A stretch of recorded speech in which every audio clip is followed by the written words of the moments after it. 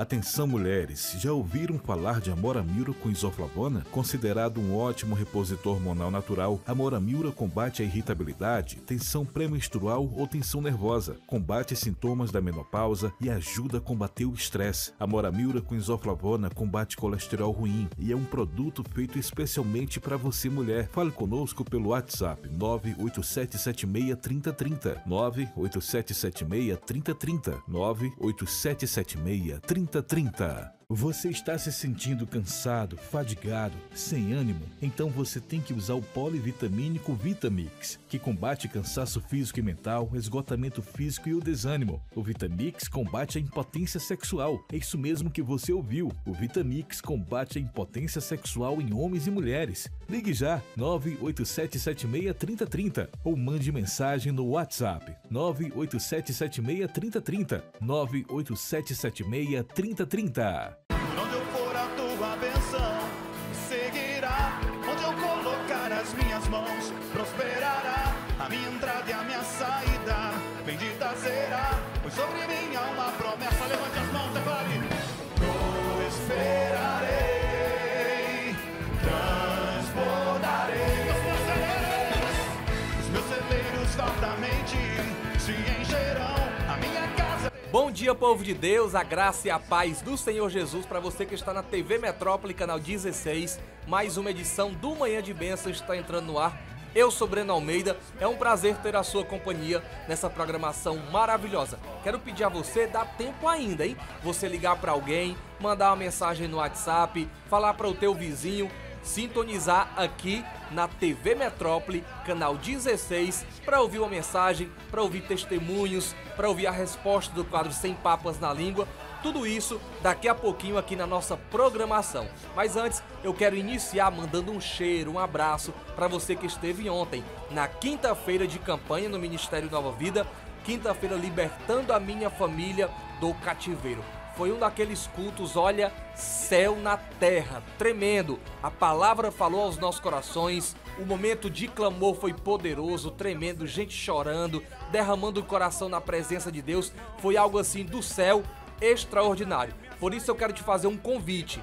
Domingo temos cultos, 3 horários para você estar conosco. Separa o melhor horário para você estar na igreja, buscando ao Senhor.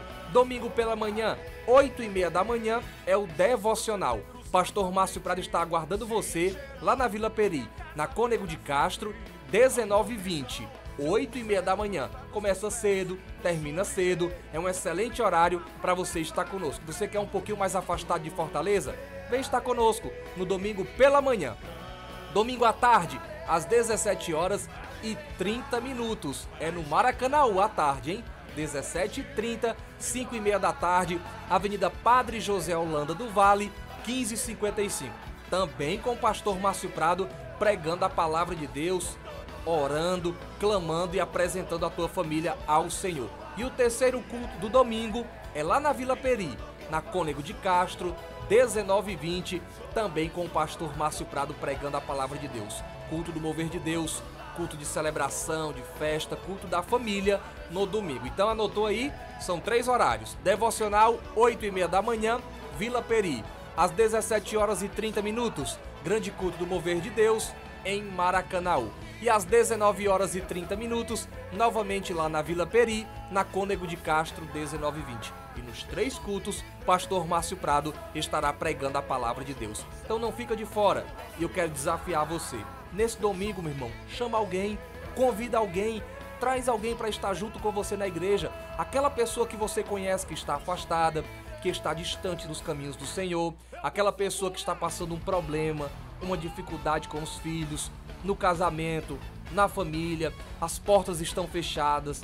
Eu tenho certeza, meu irmão, que você será um anjo, será uma resposta de Deus para essa pessoa. Então convida, já faz o convite hoje, sexta-feira, já liga para ela, manda uma mensagem, convida ela para estar domingo na igreja.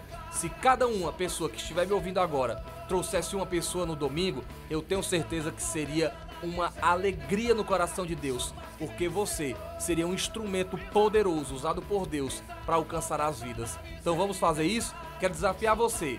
Vem para a igreja? Traz mais um. Convida o vizinho, o amigo do trabalho, da faculdade. Traz essa pessoa. arrasta mais alguém, coloca no teu carro e traz para a igreja, porque eu tenho certeza que vai ser um domingo maravilhoso na presença de Deus, tá bom? Agora já vamos ouvir a poderosa palavra de Deus com o pastor Márcio Prado. Mateus capítulo 13, a partir do versículo 10.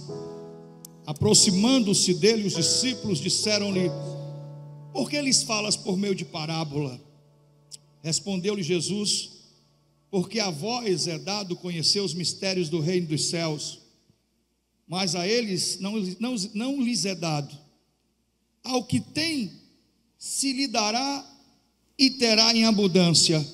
Ao que tem, se lhe dará e terá em abundância. Ao que não tem, até aquilo que tem lhe será tirado. Por isso lhes falo por parábola, porque eles vendo não veem, porque eles vendo não veem, ouvindo não ouvem e nem compreendem. Neles se cumpre a profecia de Isaías: certamente ouvireis, mas não compreendereis, certamente vereis, mas não percebereis, pois o coração deste povo está... Não ouvi, pois o coração deste povo está... E ouviram de má vontade com os seus ouvidos e fecharam os seus olhos para que não vejam com os olhos e nem ouçam com os ouvidos, ou compreendam com o coração e se convertam e eu os cure. Até aqui. Eu estava essa semana em casa com a minha lourinha e a gente começou a gente entrou num assunto sobre pessoas que receberam um dom de Deus de cantar, pessoas que Deus deu a elas a voz como um instrumento para alcançar vidas, para curar almas feridas. E nós começamos a falar sobre essas pessoas e entrou um assunto sobre uma cantora americana que vendeu em toda a sua trajetória profissional, olha para cá, 200 milhões de cópias, quase a população do Brasil. O Brasil tem 215 milhões de habitantes. Essa cantora vendeu 200 milhões de cópias. Até hoje não se encontrou no mundo alguém que tivesse uma voz que pudesse concorrer, se comparar, alcançar as notas que ela alcançava, fazer tudo o que ela fazia com a sua voz como um instrumento. E essa moça, essa cantora americana, ela começou a cantar na igreja. Vinha de uma família evangélica, sua mãe foi uma grande incentivadora, e na igreja ela aprendeu as suas primeiras notas musicais. Na igreja o seu dom foi despertado. Deus deu a ela um dom. A Bíblia diz que Deus dá dons até os ímpios. Então Deus deu a ela uma voz, e acredito eu que o propósito de Deus para a vida dela é que aquela voz fosse usada como um instrumento poderoso de cura, de libertação, como uma ferramenta poderosa de Deus para alcançar vidas. Mas ela logo cantava muito e logo foi assediada pelo mundo secular. Muitas propostas, um empresário com muito dinheiro, e ela foi logo alcançada pelo mundo secular e deixou a igreja e foi cantar no mundo secular. E se eu não me engano, depois você pode até pesquisar e me corrigir, no primeiro disco dela, ela vendeu, acho que foi 12 ou foi 14 milhões de cópias. E aí ela se tornou uma figura conhecida nos Estados Unidos e no mundo inteiro. Sua carreira foi sempre cheia de altos e baixos. Ela era uma pessoa que tinha sérios problemas de vícios. Quando ela se casou com um rapper americano, um cantor de rap americano, aí foi que a sua vida e sua trajetória entrou em declínio. porque ele era um famoso usuário de drogas, e ele ofereceu para ela e envolveu a vida dela e mergulhou mais ainda e foi o responsável por ter mergulhado mais ainda a vida dela no vício da droga. Várias internações em clínicas psiquiátricas caríssimas, várias tentativas de recomeços, fracassos após fracassos, mas mesmo assim ela se recuperava um pouco, melhorava e vendia mais 20 milhões de cópias em outro disco. Participou de alguns filmes, foi também uma grande atriz, casou com esse rap americano, teve uma filha, só teve essa filha, e quando ela tinha 48 anos de idade, ela estava se preparando para um evento nos Estados Unidos, e estava hospedada num hotel, e nesse hotel ela morreu afogada na banheira do quarto do hotel.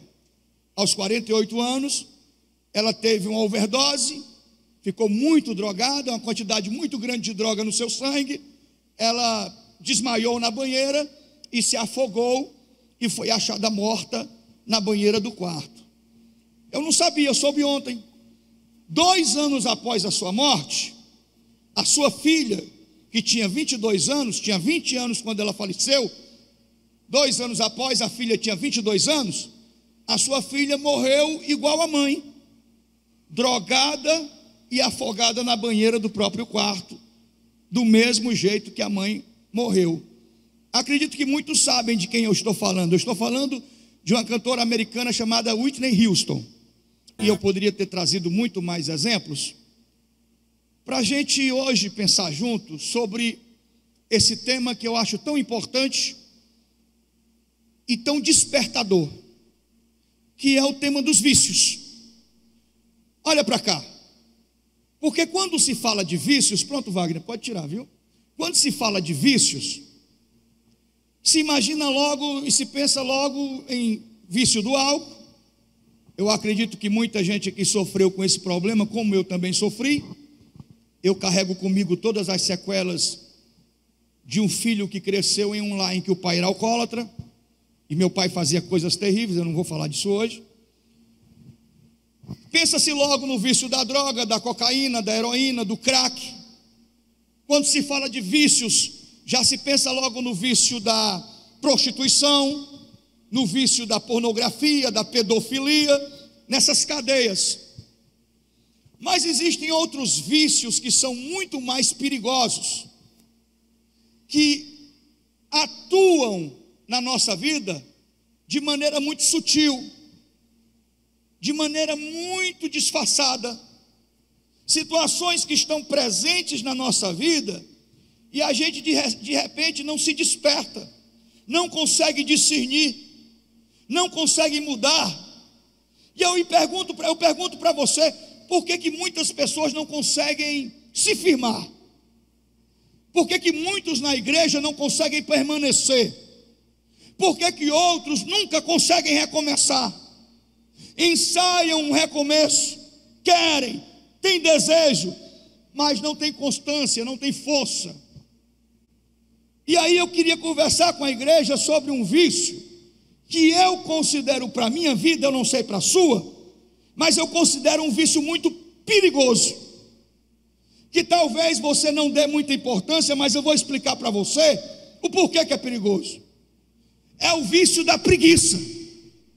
Graças a Deus que ninguém aqui é preguiçoso, mas é um vício chamado vício da acomodação.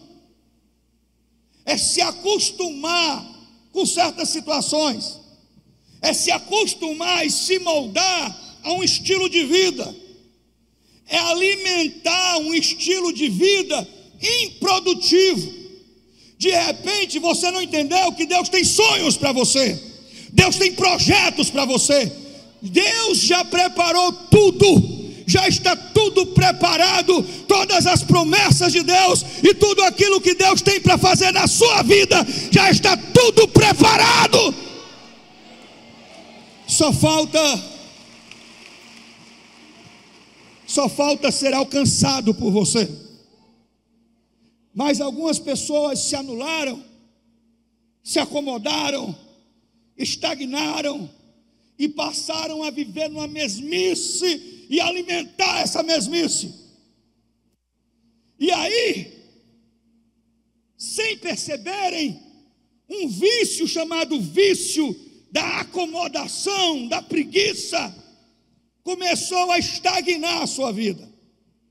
Porque olha, todo vício vai trazer, e funciona para trazer três coisas. Primeiro, estagnação, paralisia. O vício paralisa. Quem aqui nunca ouviu falar da história de um sujeito que é um excelente mecânico? Ninguém faz um motor como ele faz. Ninguém tem um dom, a habilidade que ele tem. Ele sabe consertar um motor como ninguém. Mas você corre o risco de deixar o carro lá e o carro passar um ano lá. Porque ele não vem trabalhar. E ele não vem trabalhar porque o vício não deixa ele trabalhar. O vício não deixa ele crescer. O vício não deixa ele produzir. O vício não deixa ele ganhar dinheiro e sustentar a sua família da melhor forma possível. O vício consome tudo que ele tem. Todo vício consome tudo que a pessoa tem. Consome o dinheiro, consome o relacionamento, destrói a alma, destrói a família. Todo vício faz isso. Paralisa a vida. Deixa a vida atrofiada, paralisada. O vício, ele transforma a vida numa vida improdutiva e leva as pessoas para um estado de frustração. E a frustração encaminha a pessoa para um estado depressivo. O que é frustração? São as decepções com os fracassos da vida. A pessoa vai fracassando e vai ficando frustrada.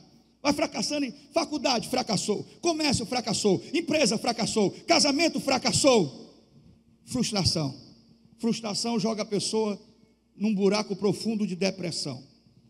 Ora, quando eu falo de vício, eu preciso chamar a sua atenção.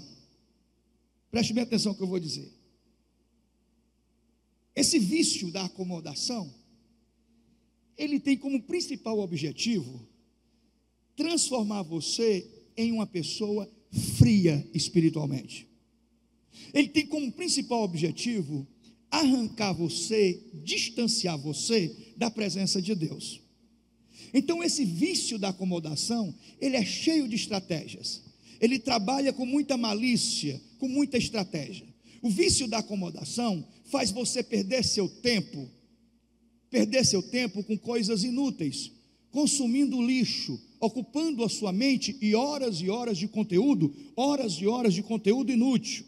Ora, esse vício trabalha da seguinte forma: você não tem tempo para orar, você não tem tempo para buscar Deus na palavra, você não tem tempo para acordar mais cedo antes de trabalhar, ter ali 10 minutos de oração, mais um louvor, mais uns 15 minutos de palavra de Deus e ter um dia vitorioso. Você não tem tempo quando chega do trabalho para tomar um banho, pegar sua Bíblia, ir para um lugar secreto, um cantinho da sua casa e se alimentar da palavra de Deus por mais 20 minutos, louvar, orar e se preparar para dormir. Você não tem tempo para isso. O seu tempo é para as séries do Netflix. Você assiste 10 horas de Netflix e é incapaz de passar 10 minutos de joelhos. Alguém está me ouvindo aqui? São 10 horas, maratona de série, 10 horas consumindo uma série, um capítulo após o outro, mas é incapaz de passar 10 minutos de joelho. Ora, é Instagram, é Face, são os grupos do WhatsApp, são as novelas, é o YouTube, é os amigos, é as demandas sociais da vida, e você de repente vai se tornando e se transformando numa pessoa acomodada. Deus, Bíblia, é só no domingo, tira a poeira da Bíblia, vai lá, até está aqui uma sozinha aqui, tira a poeira da Bíblia, vai, limpa a Bíblia para vir para a igreja, no domingo. Sua religiosidade é pragmática, é cumprir tabela. Hoje eu vou para o culto para cumprir tabela. Mas aí, é como diz o profeta Isaías: esse povo me louva com os lábios, mas o coração está distante de mim. Porque a gente, sem perceber, de maneira muito sutil, e o inimigo trabalha com sapatinho de lã, silenciosamente ele vai entrando na vida, vai demarcando território, vai dominando áreas da vida, e você está dormindo o sono da negligência, ficando cada vez mais distante de Deus. Não tem mais aquela paixão, não tem mais aquele ardor, aquele desejo, não tem mais aquele choro, aquele quebrantamento, aquela sede da presença de Deus, aquela vontade de estar nos átrios da casa do Senhor. Não tem mais. A religiosidade é vazia, pragmática. Chega na igreja pedindo a Deus que o culto termine logo, pedindo a Deus para ir logo para casa. E você não percebe que esse estado de frieza espiritual, esse distanciamento, esse conceito de que dá para servir a Deus de qualquer jeito, ou servir a Deus do meu jeito, e não é do meu jeito, é do jeito de Deus, esse conceito de que dá para viver o melhor dos dois mundos, esse conceito que dá para agradar gregos e troianos, que dá para estar na igreja e fazer a vontade do inimigo quando não está. Esse conceito é muito maligno e torna a sua vida vulnerável aos ataques de Satanás. Ora, olha para mim, ninguém aqui é super crente, ninguém aqui, nem eu e nem você, estamos acima do bem e do mal. Ninguém aqui pode bater no peito e dizer, eu nunca vou cair. Você não cai se você estiver firme na presença de Deus. Se você estiver vivendo um processo de frieza espiritual, facilmente o inimigo laça você. Se você estiver alimentando um processo de frieza espiritual, facilmente você cai na armadilha do inimigo. E não tem ninguém aqui bom demais para dizer, eu não. A Bíblia conta a história de um homem, que quando Deus olhou para esse homem, ele era um menino. E Deus olha para esse menino e diz assim, eu escolhi um homem segundo o meu coração. Ora, para Deus olhar para um homem e dizer que esse homem é segundo o coração de Deus, é porque o coração desse homem estava alinhado com o coração de Deus. Nele havia pureza, nele havia santidade, nele havia honestidade, nele havia retidão, nele havia verdade. Deus olha para ele e diz assim, escolhi um homem que é segundo o meu coração. Ora, ninguém acreditava nele, nem o seu próprio pai acreditava nele, nem a sua própria família acreditava nele. Quando o profeta Samuel chega na casa de Jessé para ungir Davi, a primeira coisa que Jessé pensa é o seguinte, Eliabe era bonitão, tipo assim como eu, alto, bonito, brincadeira.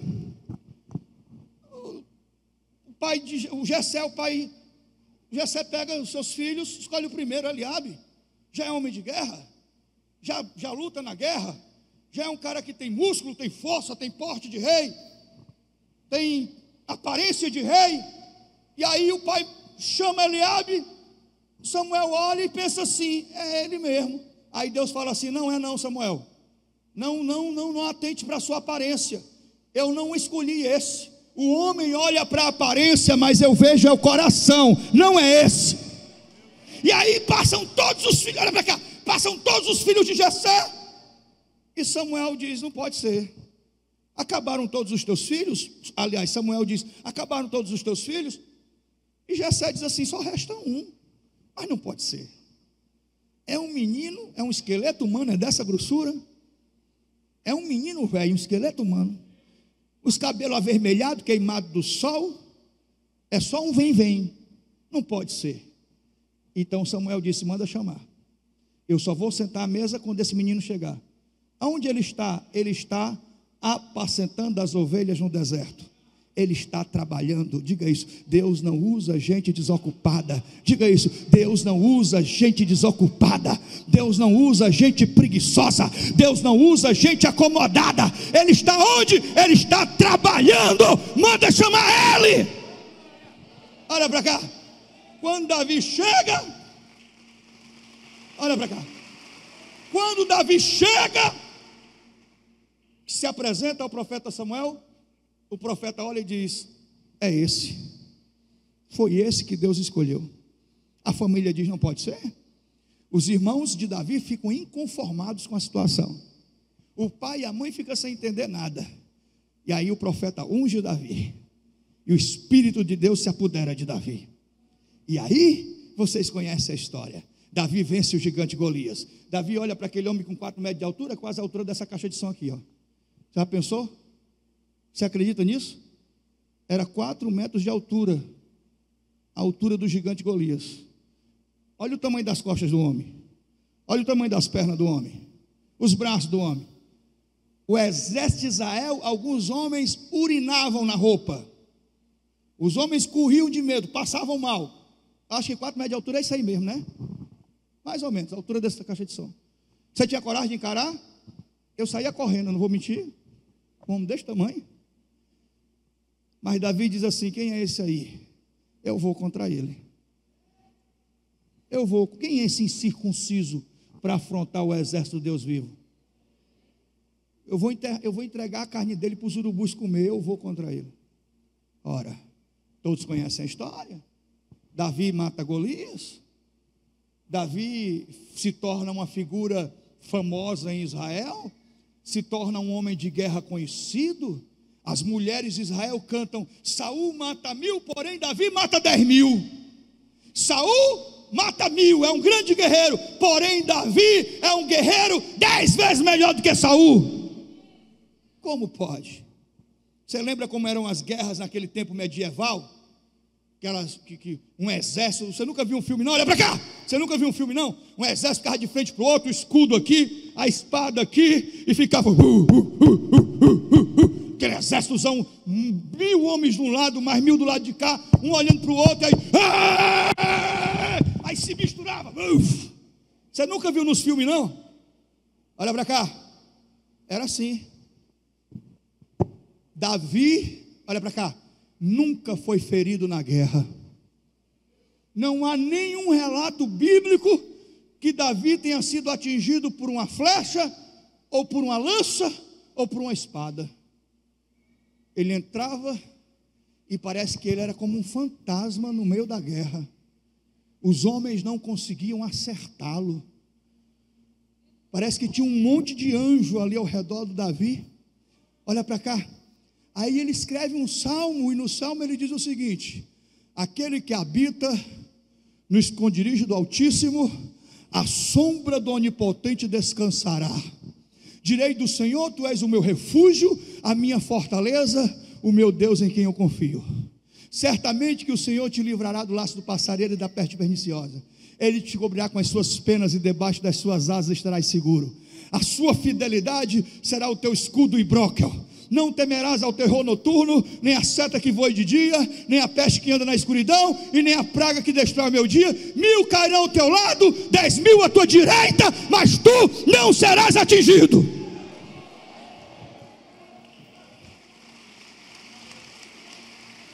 Mil cairão ao teu lado, 10.000 à tua direita, mas tu não serás atingido. Então, Israel tem um grande guerreiro.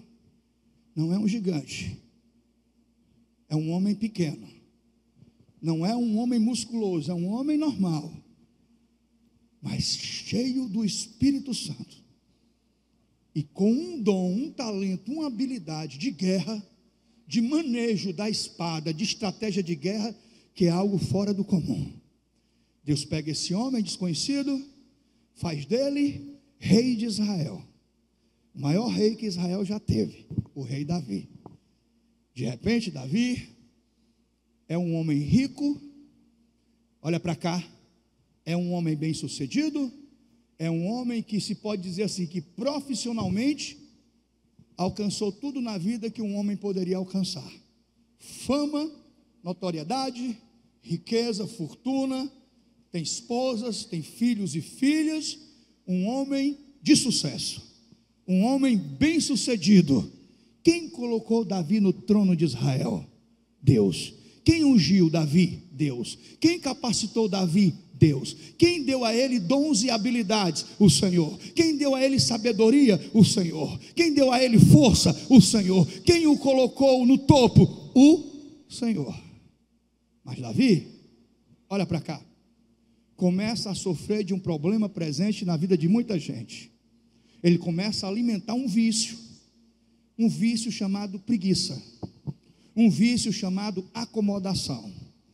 Todos os exércitos de Davi estão no fronte, todos os generais e comandantes de Davi estão na guerra, e Davi está onde? Davi está em casa, Davi está de férias. Diga isso, ninguém tira férias da vida espiritual, diga isso. Ninguém tira férias, né? O inimigo das nossas almas, ele trabalha ininterruptamente. Ele não tira, Satanás não tira férias. Davi está de férias. Ele poderia estar lá no campo de batalha, influenciando seus homens, sendo para eles um exemplo, sendo para eles uma referência. Ele está de férias. É como você ter uma empresa e você não vai mais, você entrega a empresa na mão dos outros. Você tem uma loja e você entrega a sua loja na mão dos outros. Você tem uma igreja e você entrega seu ministério para os outros cuidar, você não vai mais na sua igreja. Então ele está lá acomodado, e de repente ele dorme o sono da tarde. Aqui ninguém faz isso, né? Aquele cochilo depois do almoço, ninguém aqui é preguiçoso para fazer isso. Ele dorme aquele cochilo, estou brincando, viu gente? Ele dorme aquele cochilo depois do almoço. Olha para cá. Aí ele acorda depois do almoço, lá pelas 4 e pouco da tarde, vai se espreguiçar na varanda, e quando ele olha para baixo, ele vê uma mulher muito bonita tomando banho, nua, despida. Se ele tivesse cheio do Espírito Santo, se ele tivesse na presença de Deus, ele teria dito: está repreendido, Satanás. Ô menino, dá ordem para essas vizinhas aqui não tomar banho nua no quintal não, que eu não quero pegar mais nenhuma vizinha nua aqui no quintal não, acabar com isso. Tá, Deus me livre, Senhor, está repreendido. Eu lá quero trazer isso aí é inferno, isso aí é problema. Eu quero ficar livre desse inferno. Eu lá quero me envolver com uma situação dessa. Está repreendido. Isso é laço do diabo, isso é cilada do inimigo. Está repreendido. Mas Davi não fez isso. Ele foi lá e ficou olhando, e ficou olhando, e ficou desejando. E aí ele pensou assim: vou pegar essa mulher. Alguém diz assim: não faça isso. É mulher de um homem que é fiel a ti, é esposa de Urias, o Eteu. Esse homem dá vida por ti, esse homem está lá na guerra lutando por ti, mas ele está caído da presença de Deus, ele está afastado da presença de Deus. E tragédias, irmão, olha para cá, tragédias podem ser inevitáveis, eu sei disso. Existem tragédias que só quem pode evitá-las é Deus, através dos livramentos. Porque, por exemplo, você vai aqui no seu carro, um camarada vem bêbado, avança o sinal vermelho, uma preferencial, e bate no meio do seu carro. Tem como você evitar isso? Só se for Deus. Tem como você evitar de um avião cair? Só se for Deus. Tragédias às vezes são inevitáveis, mas tragédias podem ser construídas. E nós podemos ser os construtores das nossas próprias tragédias. Porque Davi foi o construtor da sua tragédia. Não é de uma vez, não é de uma hora para outra. É algo que vai se construindo com o passar do tempo, através de escolhas e decisões erradas. Então Davi se envolve com essa mulher e começa a ter um caso com ela. E os seus guardas, os guardas da escolta do palácio, os guardas da escolta do rei, começam a comentar: poxa vida, o rei decepcionou. Eu pensei que o meu rei era um homem de Deus, eu pensei que o meu rei era um homem justo, um homem sério. O meu rei está cometendo... Olha, se essa mulher fosse, segundo a lei, se essa mulher fosse apanhada em adultério, ela tinha que morrer apedrejada. Davi tinha que morrer porque era um adúltero, se fosse para cumprir a lei. Mas Davi está ali, e a sua escolta real, os seus homens, estão falando, estão decepcionados com ele. É motivo de frustração para os seus homens. Poxa, eu tinha uma expectativa sobre o meu rei, achava que ele ainda era um homem cheio da unção, cheio do Espírito Santo, e eles descobrem que o rei está caído. Então Davi começa a alimentar a situação, e aí a mulher engravida, a mulher embucha, e quando a mulher embucha, Davi se vê em apuros, porque ele diz assim: o meu pecado vai ser descoberto, eu tenho que dar um jeito nisso, eu tenho que criar uma situação. Aí ele começa os seus atos de maldade, de mau caratismo, de cafajestagem. Ele manda chamar Urias, para que Urias tire férias, manda chamar Urias, tira Urias lá do campo de batalha, faz Urias voltar, e o interesse dele é que Urias vá para casa, mate a saudade da sua esposa. De repente aí vai ter uma diferençazinha de 1 mês ou 2, faz de conta que o menino nasceu com 7 meses, Urias coabitou com a esposa, então o filho não é dele, o filho é do Urias, e está tudo tranquilo. Só que tem um problema: Deus vê. Amém? Por favor, diz isso: Deus vê. Não há nada que você pense, não há nada que você fale, não há nada que você faça que os olhos de Deus não te alcance. Deus vê. O problema é esse, é que Deus vê. Olha para cá. Então Davi chama Urias: Urias, vá para casa. Urias diz assim: não é justo, os meus irmãos morrendo no campo de batalha, e eu em casa, no bem bom com a minha esposa, enquanto os meus irmãos estão na guerra. Não vou para casa. Dormiu no pátio junto com os soldados do rei, junto com a escolta do rei, ficou lá dormindo junto com os guardas do rei, e não foi para casa. Alguém chegou e disse: meu rei, Urias não foi para casa. Urias não foi para casa. Então Davi fica assim pensando: meu Deus, chama ele aqui, enche a cara de Urias de vinho. Urias fica cheio dos pau, e Davi pensa assim: um homem cheio dos pau, há muito tempo longe da esposa, ele vai cair em cima dela, ele vai para casa. E Urias fica cheio dos pau e capota lá na calçada do palácio, junto com os guardas do rei, mas Urias não vai para casa. Então Davi tem uma ideia brilhante, escreve uma carta para o seu comandante Joabe, e Urias é o próprio correio, é ele que leva a carta. Ele é tão honesto que ele não ousa ler o conteúdo, ele não viola a carta, ele não viola a correspondência, ele pega aquela correspondência e leva. E na carta está escrito: Joabe, coloque Urias no fronte, coloque Urias lá no campo de batalha, e quando ele estiver lá, dê uma ordem ao exército que recue, para que ele morra lá sozinho. Joabe lê aquela carta e acha estranho aquilo. Naquele momento, Joabe perde o respeito por Davi. Naquele momento, a relação de Davi e Joabe ficou meio que quebrada. Depois, no futuro, em outra pregação, eu explico por quê. Quando Joabe lê a carta, como ele é um comandante, ele obedece, e ele faz do jeito que mandou Davi. Urias está lá, guerreando lá, Urias está cercado de inimigos, lutando na guerra, e quando Urias olha para trás, ele vê que todo mundo foi embora, e ele ficou sozinho para morrer. Então Davi usa dessa artimanha para matar Urias. Isso começou com o quê? Me lembra aí? Frieza? Me lembra aí? Frieza? Como é que começou essa história? Frieza?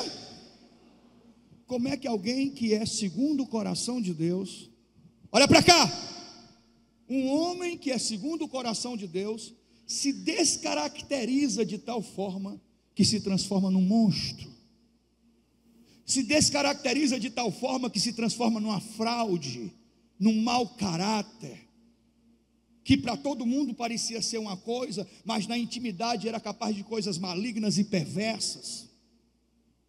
Urias morre, e Davi passa a viver tranquilo, como se nada tivesse acontecido.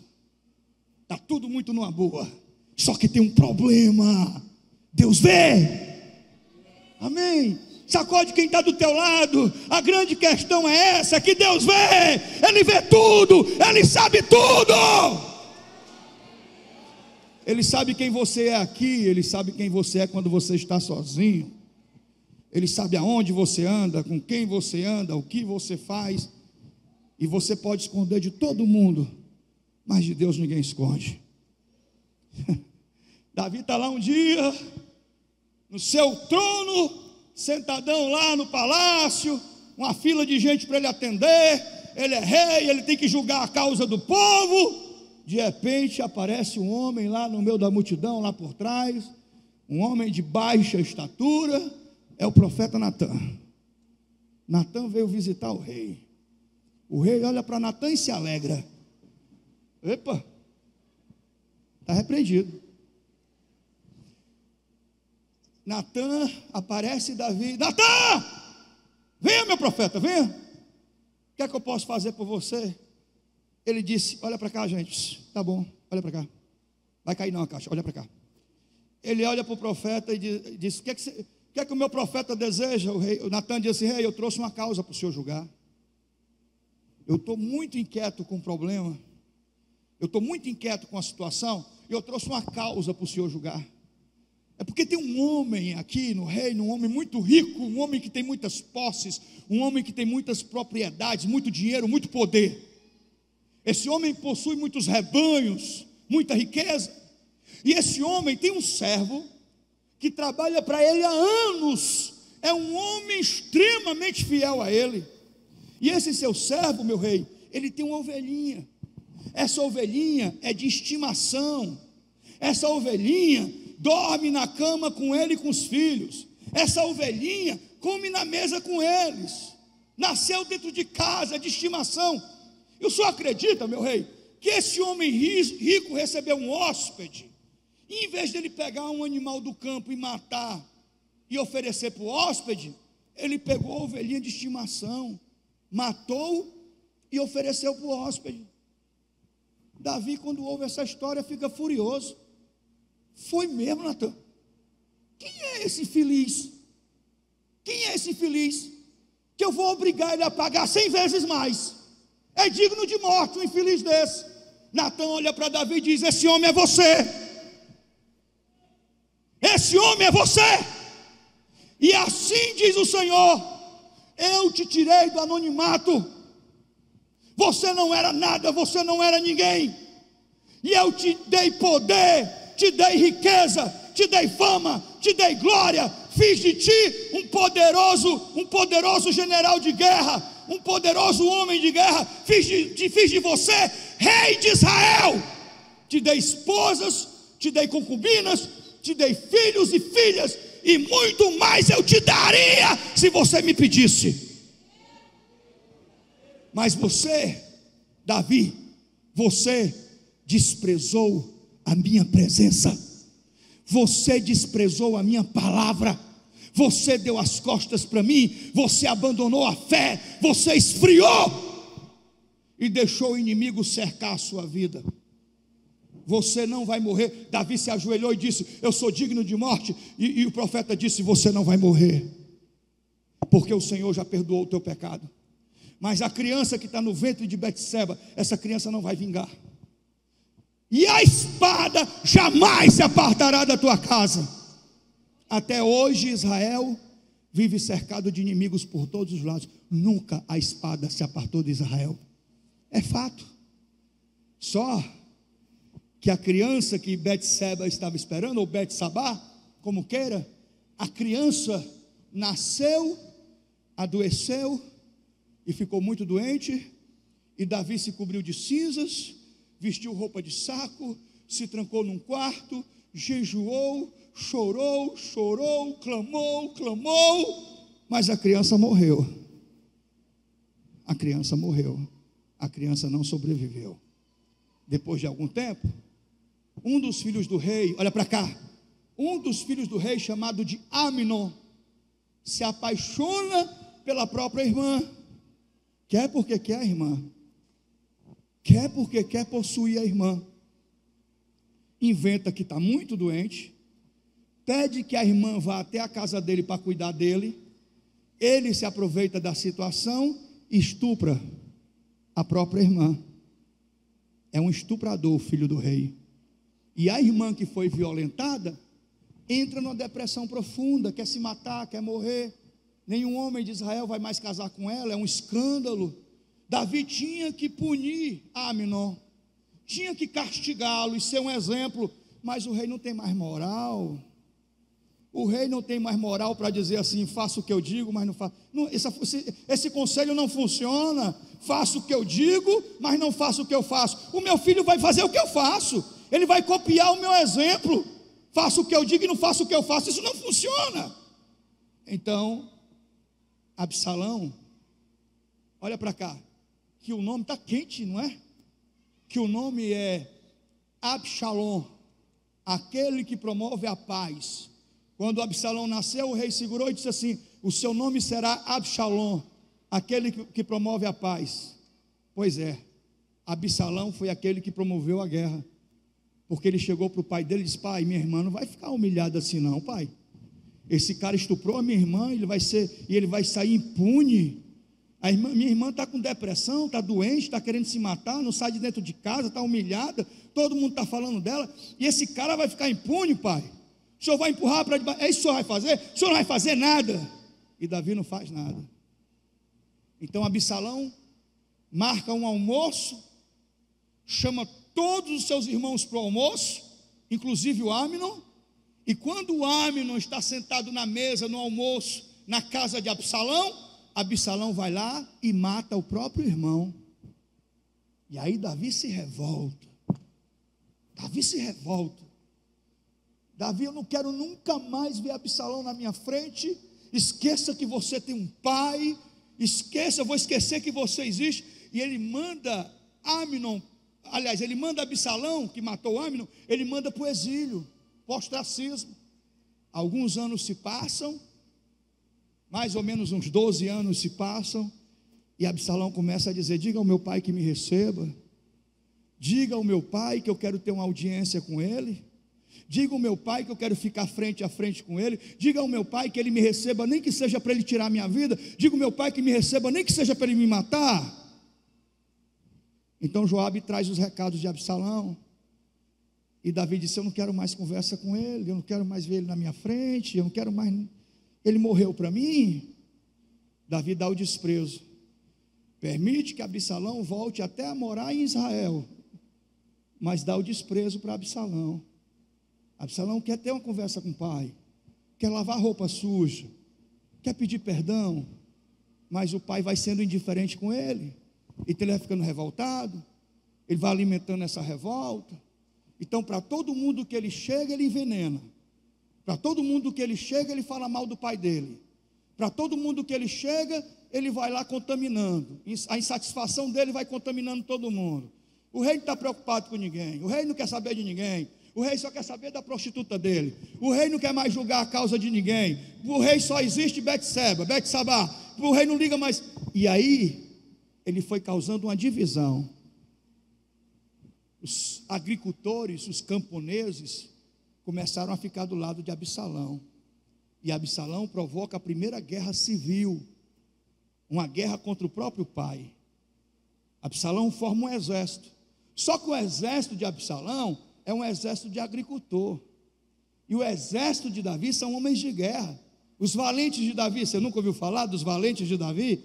Cada um tem uma história. Samar, um valente de Davi, um só, para defender um campo de lentilhas, lutou sozinho contra um exército inteiro e venceu. Então os homens de Davi eram homens preparados. O exército de Absalão começa a perder a guerra.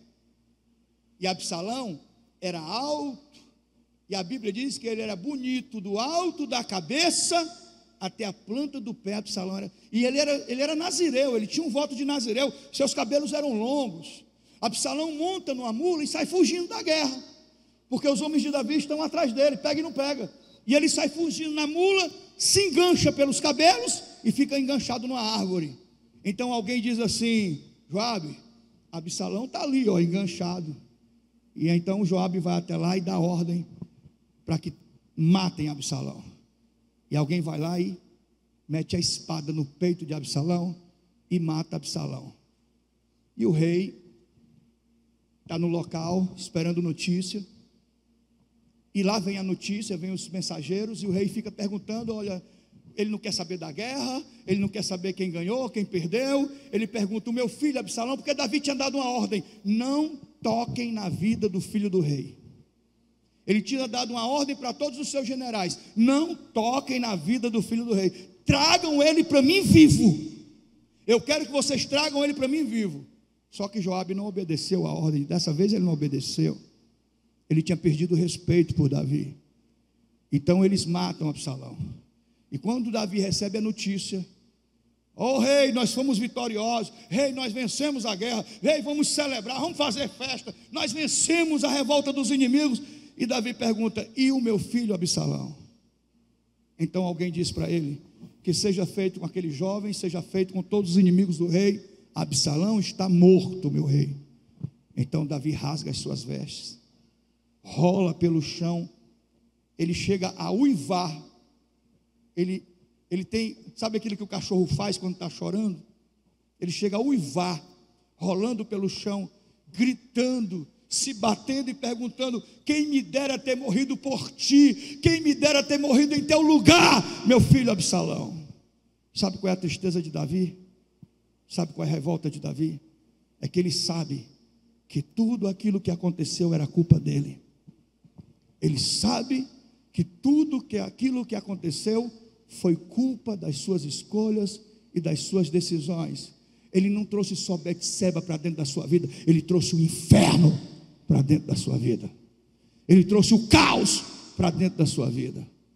E toda essa tragédia começa quando ele começa a alimentar a sua frieza espiritual, a sua acomodação, essa vida negligente, essa preguiça crônica, essa má vontade, como diz o texto bíblico. Ouvem, mas entra por um ouvido, sai pelos olhos. Veem, mas não enxergam e não compreendem. Ouvem com dureza de coração, ouvem com má vontade e não aceita os conselhos de Deus e não coloca em prática aquilo que ouve. É o povo que me louva com os lábios, mas o coração está longe de mim. Alimentando essa frieza espiritual, se tornando um esquentador de cadeira, um religioso que só vem aos cultos ao domingo, não se envolve com nada, não faz nada, não tem vida íntima com Deus, não tem devocional com Deus, não ora, não busca a Deus na palavra, passa 1 hora no culto mastigando chiclete, está nem aí. E a frieza espiritual, e você achando que está tudo bem, e silenciosamente o sapatinho de lã entrando na sua vida e demarcando território. E a gente não entende, e a gente não consegue entender que um dos vícios mais perigosos que pode existir é a acomodação, é se acostumar a não fazer nada, porque para buscar Deus tem um preço. Amém ou não amém? Não é fácil, não é coisa de preguiçoso acordar 3 horas da manhã para orar. Não é para preguiçoso. Acordar de manhã cedo, se eu saio para trabalhar às 7 horas e acordo às 6, eu vou ter que acordar às 5, porque eu tenho que ter no mínimo meia hora para Deus pela manhã. Porque eu estou investindo na minha vida. Quando eu invisto no meu relacionamento com Deus, eu estou investindo no meu futuro. Eu estou investindo no sucesso da minha família. Quanto mais na presença de Deus eu estou, mais poder, unção e autoridade espiritual eu tenho. Alguém está me ouvindo aqui? Pastor, por que o senhor está falando isso? Porque Deus te trouxe aqui para dizer para você que Deus está te dando uma chance hoje. Por favor, olhe para quem está ao seu lado e diga isso: Deus está te dando uma chance. Porque o inimigo tem cercado a tua vida, e o inimigo só não avançou ainda para destruir tudo, porque Deus tem tido misericórdia e não tem permitido. Porque mesmo quando nós somos infiéis, o Senhor permanece fiel. Alguém está me ouvindo aqui, Nova Vida? Será que eu estou falando isso porque eu quero o seu mal? Será que eu estou falando isso para humilhar você, para afrontar você? Tudo já está preparado. Se tem alguém que quer que você tenha sucesso nessa vida, esse alguém é Deus. Se tem alguém que está disposto a dar a você todas as ferramentas que você precisa para ser um vencedor, esse alguém é Deus. Te dá dons. Se você pedir sabedoria, Ele te dá. Se você pedir para Ele aumentar a sua fé, Ele aumenta. Se você pedir força, Ele te dá força. Se você pedir a Ele capacidade de resistir, de suportar, Ele te dá. E Ele te dá muito mais, até sem você pedir, Ele te dá. Olha para cá. Mas como é difícil romper com os hábitos. Como é difícil a gente arrancar da vida hábitos que são destrutivos e nocivos. Como é difícil a gente implantar uma nova rotina, uma disciplina e fazer diferente. Alguém está me ouvindo? É isso aí, povo de Deus. Depois dessa palavra poderosa com o pastor Márcio Prado, uma mensagem do trono de Deus para a tua vida, você sentiu aí como é a atmosfera, o ambiente do nosso culto? Então convido você pode sentir um pouquinho aí do que é esse clima de unção e de glória. Convido você a fazer parte desse mover, desse avivamento que está acontecendo. Traz a tua família, convida mais alguém. É domingo, no Ministério Nova Vida, o pastor Márcio Prado vai estar nos 3 cultos, hein? 8h30 da manhã, Cônego de Castro, 19h20 na Vila Peri. É o devocional, um excelente horário no domingo, as primícias, ali as primeiras horas do dia, você entregando ao Senhor a tua vida, consagrando a tua vida. Termina cedo, então 8h30 da manhã, devocional. No Maracanaú, qual horário? Às 17h30, Avenida Padre José Holanda do Vale, 15h55. Aí novamente o culto da noite, retornamos à Vila Peri às 19h30, grande culto do mover de Deus, também com o pastor Márcio Prado pregando a palavra de Deus. Cônego de Castro, 19h20. Vem, lembra do desafio que eu lancei aqui no início da programação? Convida alguém, traz alguém, chama aquela pessoa lá especial para você, custa nada você convidar ela. Mas o que ela pode dizer é um não. E tá certo, tá tudo bem, você fez a sua parte, você convidou, você chamou, você foi usado por Deus. Tenho certeza que uma hora ela vai aceitar o teu convite, vai estar na igreja, vai ser alcançada pela palavra de Deus e como a palavra diz, a semente que é plantada, jamais ela volta vazia. Na hora certa, ela vai germinar e você vai ser eternamente grato, porque essa pessoa foi alcançada. E melhor dizendo, essa pessoa será eternamente grata a você por um dia ter feito esse convite, tá bom? Então faz esse convite, chama mais alguém para estar no domingo na igreja, junto com você cultuando ao Senhor, tá bom? Eu vou ficando por aqui nessa sexta-feira, o Manhã de Bênção. Na TV, retorna segunda-feira. Mas eu quero te ver na igreja, hein? Quero te ver domingo na presença de Deus. Forte abraço e até lá! Onde eu for a tua bênção seguirá, onde eu colocar as minhas mãos prosperará, a minha entrada e A palavra de Deus nos diz que o nosso corpo é templo e morada do Espírito Santo. Como é que a gente santifica o corpo? Cuidando bem dele. O seu corpo é santuário de Deus. Cuide da sua alimentação, tenha hábitos saudáveis. E eu estou aqui com um excelente produto para ajudar você a melhorar a sua vida nesse sentido. É a cápsula da oliveira.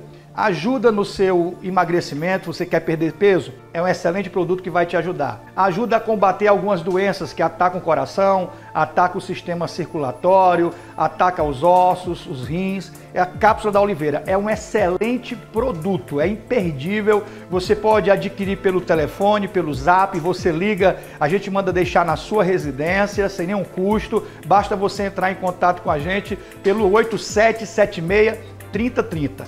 8776-3030, você liga e você pode pedir um catálogo com mais informações. Eu indico, esse produto aqui é um produto que eu indico, nosso pessoal vai te atender da melhor forma possível. Pastor, eu estou com medo de ter problemas cardíacos, porque a minha família é toda cardíaca. Pastor, eu estou muito acima do peso e eu quero um produto que me auxilie nessa perda de peso, no emagrecimento. É um produto que vai te auxiliar e não só nesses pontos que eu falei. Existem muitos outros pontos que vale a pena você estudar, pesquisar no YouTube sobre a cápsula da oliveira e você vai ver os benefícios desse produto que você pode usar sem nenhuma contraindicação, tá bem? Entre em contato com a gente pelo 8776-3030 e você vai ver que essa dica é uma dica importante, você pode confiar.